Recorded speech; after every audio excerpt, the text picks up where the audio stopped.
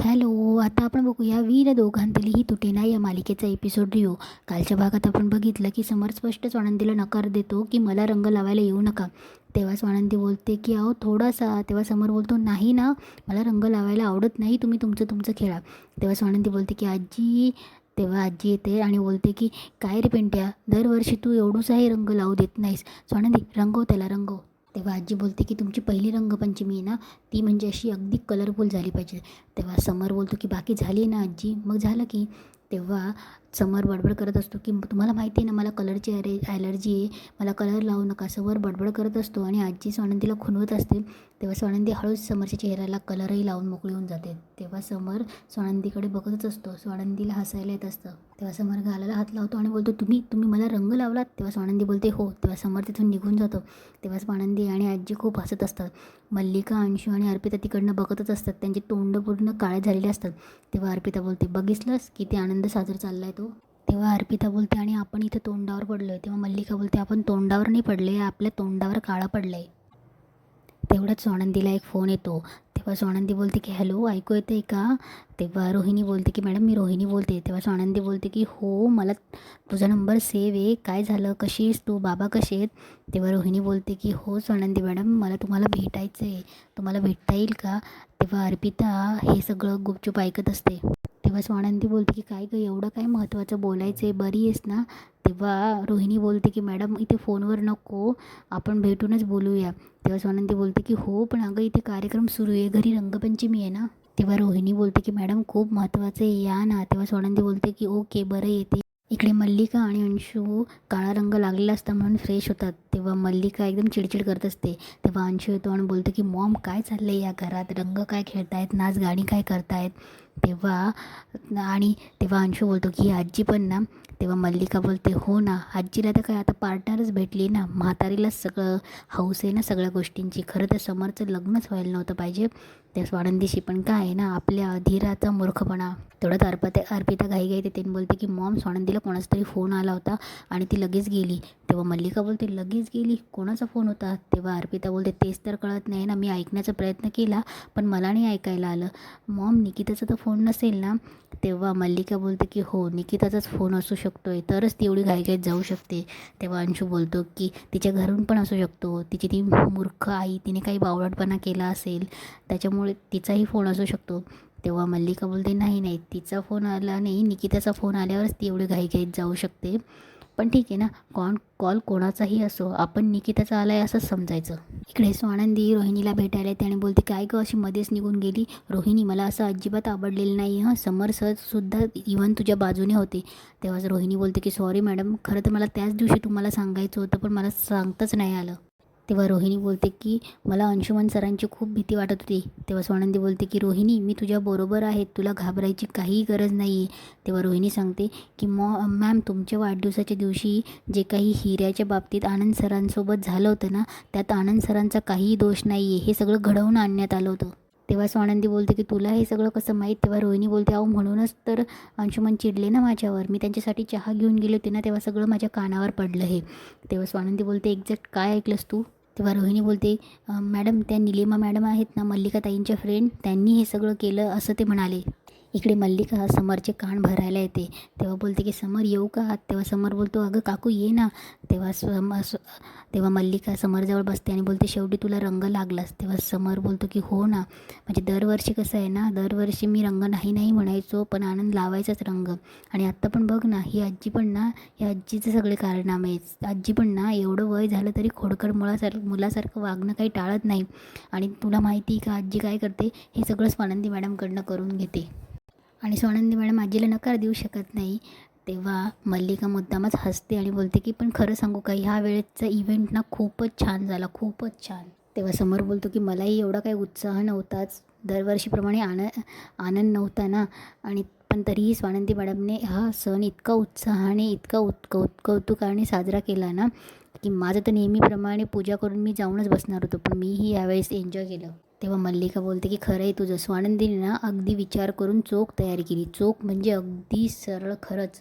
तेव्हा मल्लिका बोलते पण तरीही 16 जरा जास्तीच साजरा झाला म्हणजे असं मला वाटतं. तेव्हा समोर बोलतो की म्हणजे. तेव्हा मल्लिका बोलते की नाही नाही, जाऊ दे जाऊ दे, मी बोलली तर माझं तोंड दिसेल.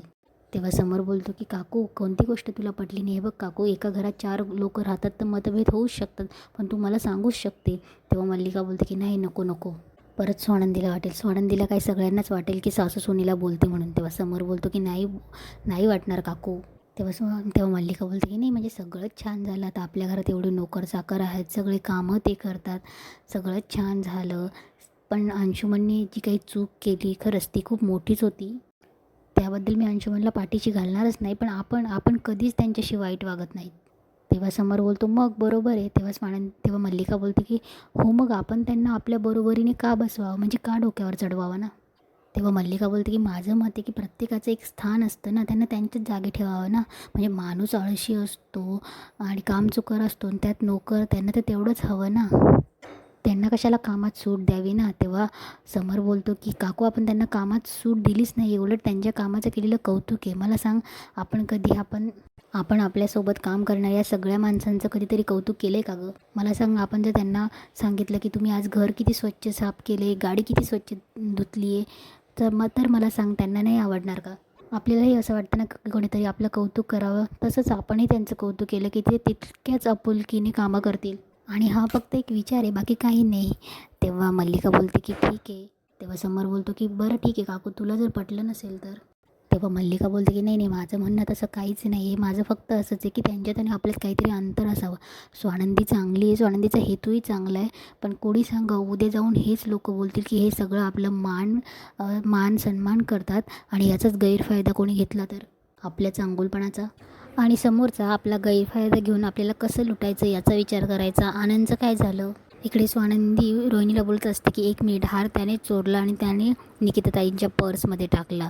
तेव्हा रोहिणी बोलते की बहुतेक मॅडम, हे सगळं ऐकून मला खूप शॉक बसला, म्हणून मी तिथून निघून गेले. पण अंशुमन सर माझ्या मागे आले, त्यांनी मला धमकावलं आणि मारलं. मॅडम, खरं तर मी त्यांच्याच भीतीने ही नोकरी सोडली आहे. नाहीतर तुम्हाला माहिती आहे ना, मला राजवाडे फॅमिलीसाठी किती अटॅचमेंट येते, कारण तुम्ही, समर सरांनी, आजींनी खूप केलं आहे माझ्यासाठी. खाल्लेल्या मिठाला तर जागलंच पाहिजे ना मॅडम. तेव्हा रोहिणी हात जोडते आणि बोलते की मॅडम, मी तुम्हाला हात जोडून रिक्वेस्ट करते की माझं नाव कुठेच येऊ नका, नाहीतर ते सर मला. तेव्हा स्वानंदी बोलते की डोंट वरी, तुला काहीही होणार नाही. तेव्हा स्वानंदी बोलते तू फक्त हे समर सरांजवळ बोलशील. तेव्हा रोहिणी रिक्वेस्ट करते की नाही नाही मॅडम, मला दुसरं काहीही सांगा, पण प्लीज हे काम नका सांगू. मी जर समर सरांना सांगितलं ना तर ते लगेच अंशुमन सरांना विचारतील आणि तुम्हाला माहितीच आहे. तेव्हा स्वानंदी बोलते की ओके, पॅनिक नको होस. तसंही समर सरांना लगेच पटणार नाही आहे, त्यांना पुरावा लागतो, त्यामुळे मला पुरावे गोळा करावा लागणार आहे आणि खूप गोष्टी असणार आहे या सगळ्यामध्ये. तेव्हा स्वानंदी लगेच आनंदला फोन लावते आणि बोलते की तुम्ही 1 मिनटं स्पीकरवर फोन टाकता. तेव्हा निकिता आणि आनंद स्पीकरवर फोन टाकतात. तेव्हा स्वानंदी बोलते की मला एक्झॅक्टली सांगा की माझ्या वाढदिवसाच्या दिवशी तुम्ही दागिने घेऊन आले होतात, त्या दरम्यान नक्की काय काय घडलं. तेव्हा आनंद विचारतो असं का विचारते. तेव्हा स्वानंदी बोलते की कारण आहे, पण तुम्ही सांगा ना. तेव्हा आनंद बोलतो की तसं तर मला वाटेत कोणी भेटलंही नव्हतं, मी सरळ दागिने घेऊन निघालो, घरी आलो, गाडी पार्क केली आणि निकिताही रेडी होती. तेव्हा स्वानंदी बोलते की मला सांगा, तुम्ही घरी जाताना तो बॉक्स वर घेऊन गेला होतात. तेव्हा आनंद बोलतो की नाही, गिफ्टचा बॉक्स आणि ज्वेलरीचा बॉक्स तिथेच होता गाडीत. तेव्हा स्वानंदी बोलते की हाराचा बॉक्स गाडीत होता. मला ना काही गोष्टी डोक्यात येत आहे, पण मी आता फोनवर नाही बोलू शकत, तिथे येते आणि मी बोलते तुमच्याशी. तेव्हा स्वानंदी रोहिणीचे आभार मानते आणि तू खूप केले, तुझे हा पुरावा, तुझं हे सांगणं खूप महत्त्वाचं आहे. तेव्हा ती तिला बोलत असते की तुला काहीही लागलं ना, तुला कसलीही गरज पडली तर या घराचे दरवाजे तुझ्यासाठी उघडे असतील. तेव्हा रोहिणी बोलते की मला काही नको आहे मॅडम, पण समर सर आणि आनंद सर खूप चांगले मित्र आहे हो, त्यांनी खूप केले आहे स्टाफसाठी आणि मी किती वर्ष गेली बघत आली, बस त्यांचं पूर्वीसारखं होऊन जाऊ देत. तेव्हा स्वानंदी बोलते की मी तुला शब्द देते, सगळं पूर्वीसारखं होईल. इकडे समर मल्लिकाला सांगत असतो की काकू, आनंद ह्या कंपनीचा एम्प्लॉय होता, घरातला नोकर कधीच नव्हता, मित्र आहे तो माझा, म्हणजे होता. कॉलेजमध्ये आम्ही एका कल्चरल इव्हेंटमध्ये भेटलो आणि आमची घट्ट मैत्री कधी झाली कळलंच नाही, नंतर आम्ही मित्रच राहिलो. माझं तर ठरलंच होतं ही कंपनी सांभाळायची आणि तो जॉब शोधत होता. तेव्हा मी त्याला बोललो की कशाला जॉब शोधतो आहे. तेव्हाही त्याने मला सांगितलं होतं की समर, मित्र आणि हे जॉब, ह्या गोष्टी दोन्ही वेगळंच ठेवूयात. माझा विश्वास होता त्याच्यावरती आणि तो विश्वासाला जागलाही. त्यानेही ही कंपनी मोठी करण्यामागे माझा जितका वाटा तो तितकाच त्याचा वाटा आहे आणि ही कंपनी मोठी त्याच्यामुळे ही झालीच आहे. मी त्याला एम्प्लॉई आजपर्यंत समजलं नाही. तेव्हा मल्लिका बोलते पण सॅलरी घेतच होता ना, मित्र होता म्हणून बिना सॅलरी घेता काम करत होता का? म्हणजे त्याचाही स्वार्थ होता, परोपकार केले नाही त्याने. हे बघ समर, तू मनाने खूप चांगला आहेस, तू त्याच्याशी मैत्री केलीस, त्याला सांभाळलं, पण त्याने काय केलं, त्याने तुझ्याशी विश्वासघातच केला ना. नाही, शेवटी नाईलाज असेल त्याचा, त्याची वृत्ती तशी नाही आहे, पण शेवटी चोरी केलीच ना.